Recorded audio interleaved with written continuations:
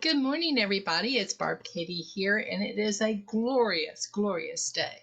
It is so beautiful outside here in the hills of West Virginia. One of my very favorite wildflowers is blooming profusely right now. It's the little violets that grow in the field, and the neighbor across the street from me has a lot of them mixed in with the grass, and the whole bank in front of their house is just filled with these beautiful, beautiful violets. They were also my mom's favorite flowers, so when I look out the front window, I think of my mom, and how fitting is that since we just have finished up Mother's Day weekend. I think it's really awesome when we can continue to celebrate people that we love in our lives. Um, I was thinking this morning about what I wanted to share with you. And as I mentioned last week, one of my commitments to myself was to try to be more active. So I spent some time contemplating that and exactly how that may have come about. Uh, I think in part, my lack or decrease in activity, if you will, has come as a result of the change in the way I lived my life when COVID hit, because I always seemed to be out and about. And I began to self isolate, which we were all requested to do. And that meant that for a lot of the time, I was home alone. And when I was home alone, my activity patterns, of course, were modified, and I did not always manage to get up and out and about as much as I had been uh, before I was more involved in the world as a physical involvement as opposed to a virtual involvement. Um, During the height of the pandemic, I think that we went up to about 71% of people were working from home that were in the labor force. And surprisingly enough, as things evolved and they were surveyed again, over half of the people said that they would have preferred to continue to work at home when the pandemic ended. So there was a sudden shift to working remotely as a trend that is likely to continue. And this is going to be a challenge, I think, for all of us that have gone through this period.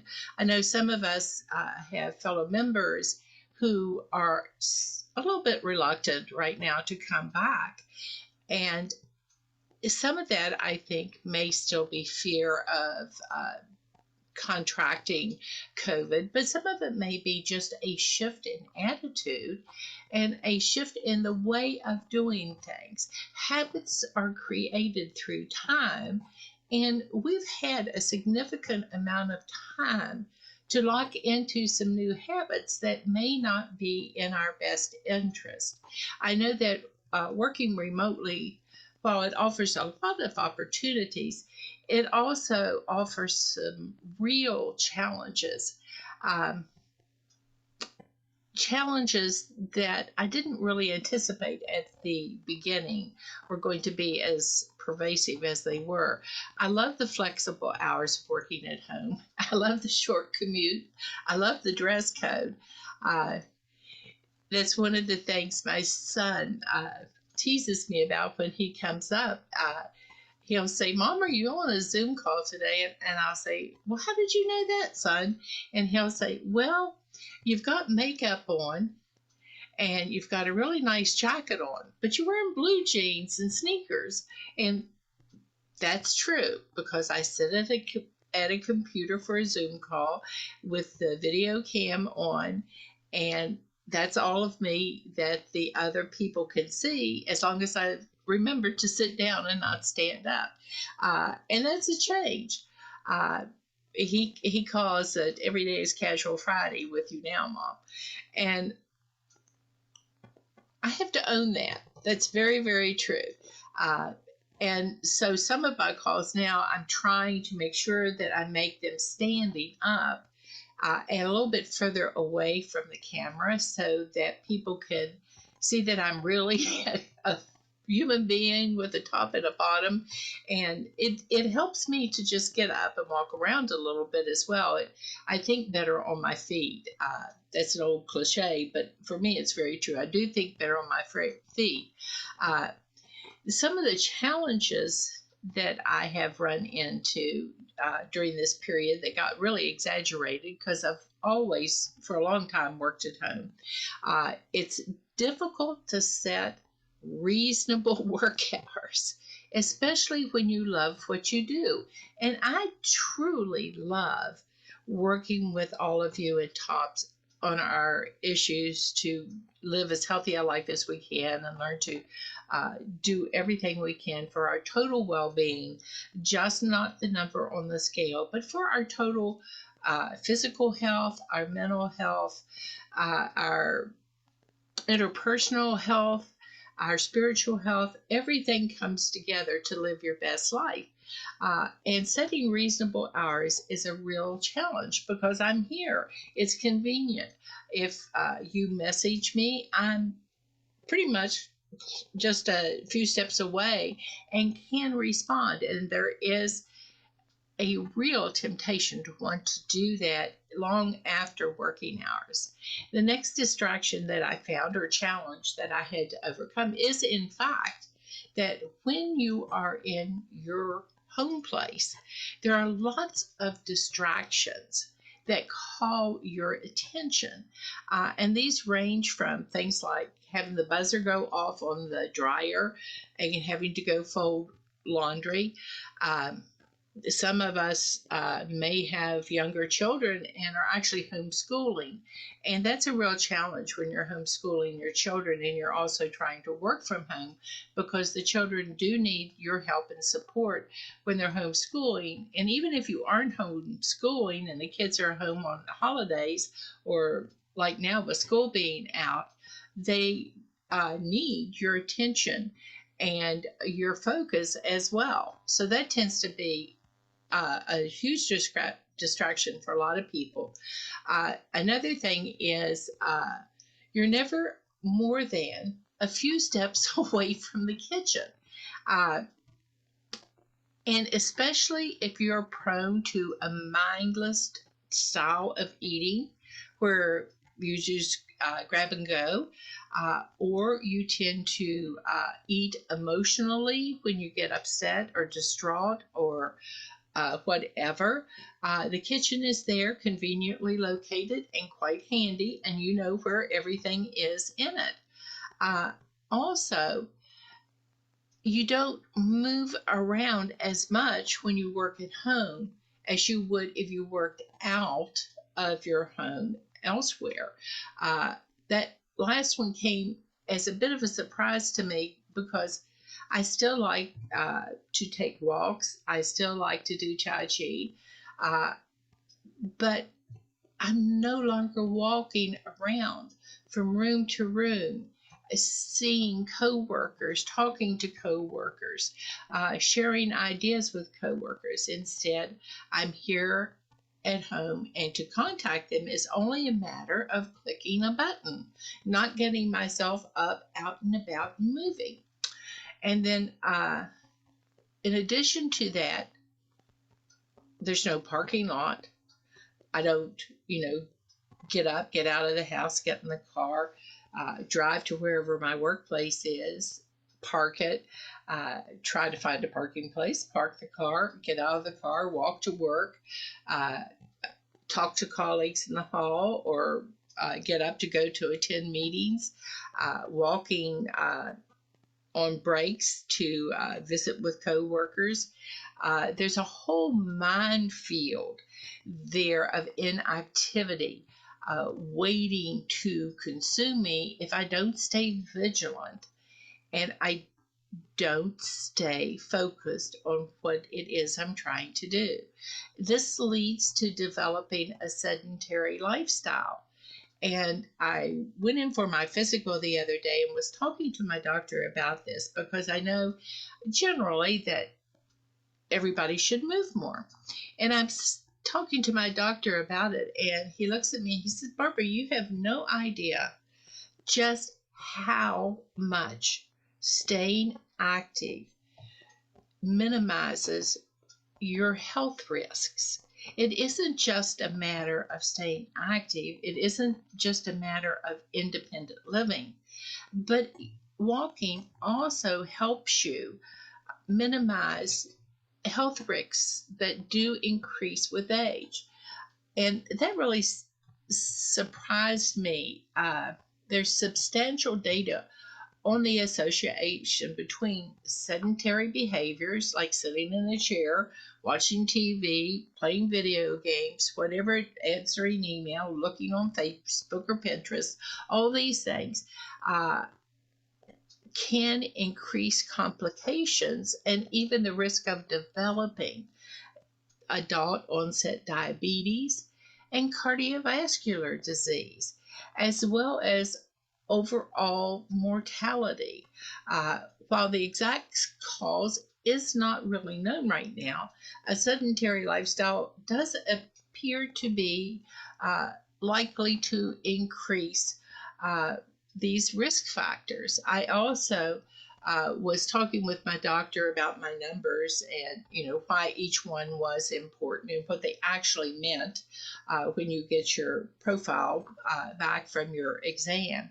And we were talking about hemoglobin because my cousin was having a real hard time keeping her hemoglobin levels up, which is not all that common for a woman of her age. And I said, well, what about the other side of it? What if your hemoglobin started going too high? And he explained that that too has implications because there is a range for a reason. Too high isn't good, too low isn't ideal either. So you try to find that happy medium in that range. Just like we do with our goal weight, that you have a range within you fluctuate, which ideally helps you stay at your best health. And he said, well, if your hemoglobin does rise, that may be an indicator that you may be more prone to developing certain types of cancers. And that really, thought, wow, that is huge. And I said, well, that's really interesting. What can you do about it? And he said, walk more. And I'm like, what? And he said, yes, walking does help keep your hemoglobin levels in that moderate range. It's not a solution. No, it doesn't mean it will work all the time. But, increasing hemoglobin can mean that you need to get a little bit more active. And that really surprised me. And I said, oh, okay, I'm going to talk to you about something else that as we age seems to be a problem, and that has to do with regularity. And he says, aha, and he started laughing at me. And he says, well, again, you need to stay active so that everything functions the way it should. I said, you're kidding.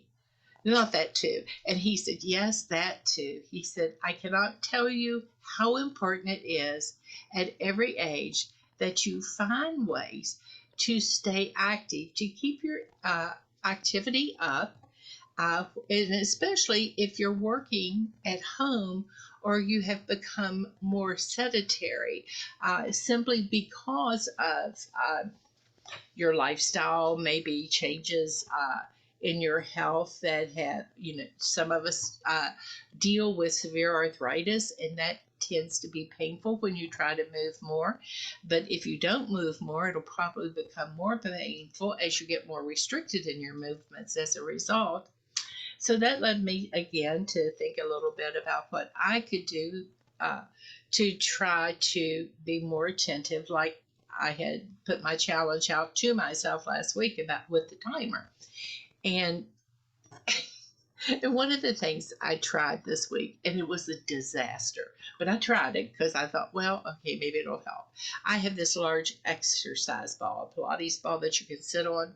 And I had read often that, you can sit on the exercise ball while you're working, and that helps with your core muscles, particularly as you adjust and balance without even really realizing it as you're going about your daily work at your computer. So I get this ball out and I blow it up, which was in fact a type of exercise. It was a breathing exercise, but I got it blown up to its full size and I sat down on it. Well, I was about 10 inches too short for the desk. And I thought, well, this really isn't going to work. I'll be typing with my hands in the air. And about that time, I started to roll off the ball. And I said, oh, bad idea. This one is not one that's going to help me when I'm at my desk to stay more active. I still use it, and I love to use it, especially when I'm doing some core muscle activity that involve my back. I just find it to be really convenient for that. So that didn't work out too well. And at my age, I'm beginning to feel a little bit stiff and tight if I sit too long. It's like everything seizes up on you and you have to break it loose when you get up. And I did find that what was very helpful and actually very relaxing was to make sure that when my timer went off, I included in those minutes some stretching, just some simple stretches that got everything moving again. And it just helped me stay flexible and helped my joints stay active, which was wonderful. So I included that this week, and I can tell you I have noticed already a significant difference in how I feel at the end of the day, having included this in the breaks I've been taking, interestingly enough, for activity as opposed to not doing anything. Again, one of the things that I found that I tend to not want to do is take a break for my noonday meal. I tend to think, well, I'll just run out to the kitchen, I'll grab something quick, and I'll come back. And if I'm honest, sometimes I bring whatever it is back and eat it at my desk. Bad plan. I get virtually no satisfaction out of it. In fact, sometimes I'm actually fielding a call while I'm eating my noonday meal. And that I just said, no, I have got to take a break. And I've been making sure that I go sit at the table with my meal in front of me and take the time to enjoy it. Right now, my birds are all nesting. So around the house, there's a lot of bird activity as they build their nest in the different locations they usually go to. So I make sure that I'm sitting, looking out the window, so I can watch and see how construction is going in the neighborhood with the new nest coming up. And that also helped. It actually allowed me to relax, not be distracted or otherwise engaged, but to just relax and enjoy my meal. The other thing is making sure I took time to reach out to friends in a regular way and have some activity with them throughout the week that was just fun, something for us to do.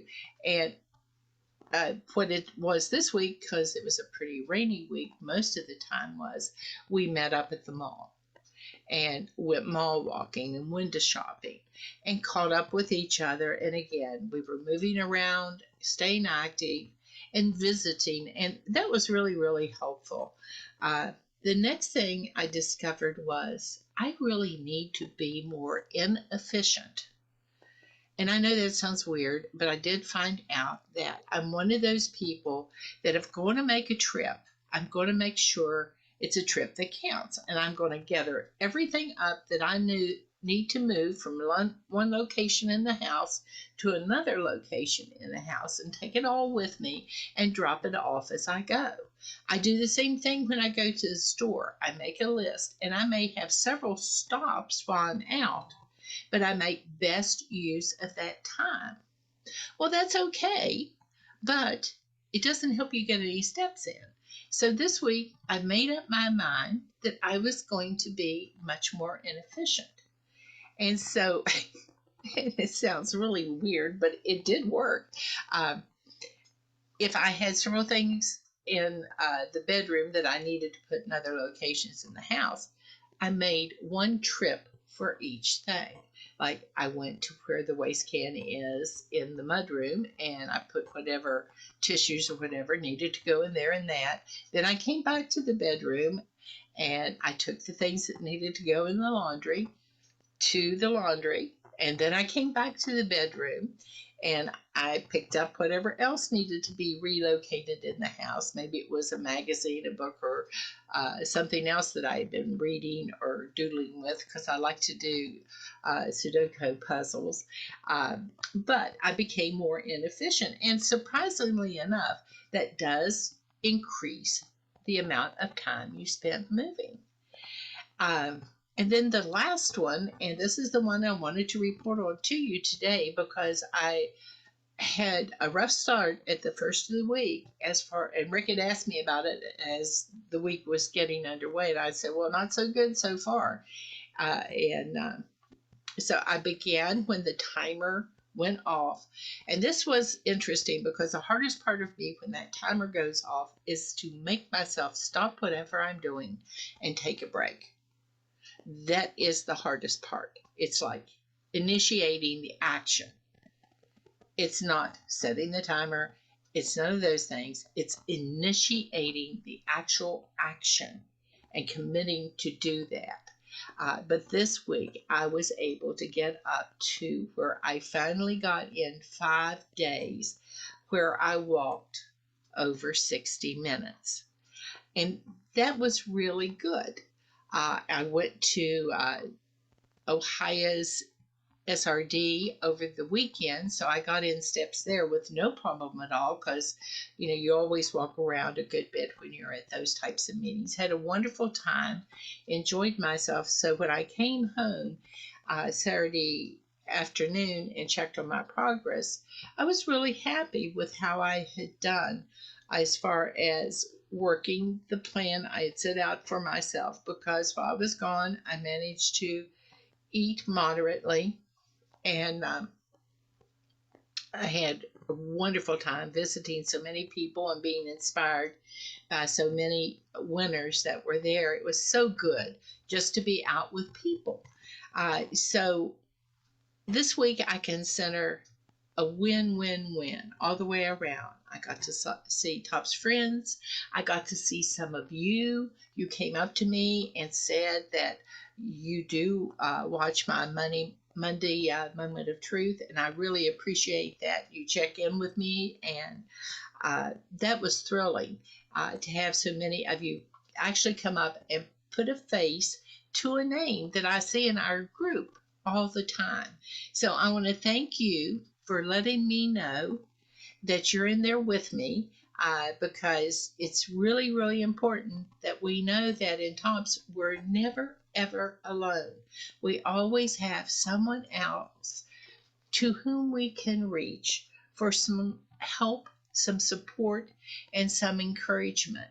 And I want to thank you this Monday morning for spending time with me and helping me figure out a way to help myself a little bit more to get to where my my heart tells me is my healthiest self.